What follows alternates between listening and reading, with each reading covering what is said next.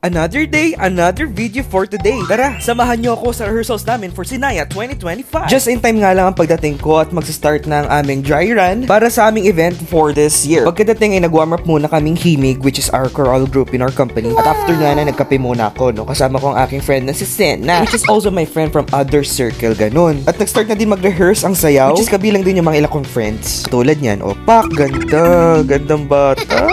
Siya nga pala si Bugs, guys. After namin magkape ay dire-diretso ng aming rehearsals para sa tech run later ay pasabog. At sa segment na to kasama din yung mga friends ko katulad ni Gwyn, ni Rosel. Papansin nyo na dami kong friends na kasali.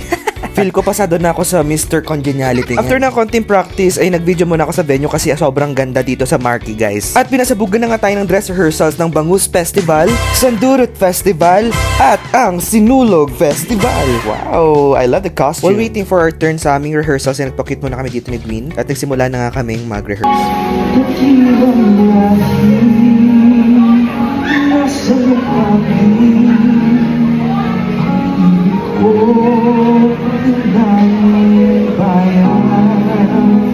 Finally, natapos na nga at agad dumiretso na ako sa CR kasi sobrang ihing-ihi na ako. Sobrang layo kasi ng CRB kaya pinigil ko muna ng Berelite. Pagkatapos nag-video muna ako sa CR. Siyempre, appreciating yourself. Oh, ayan, anak yan ni Rosario. Tapos siya ni Yolanda. At after na nga ng rehearsals ay nagsiuwian na kami.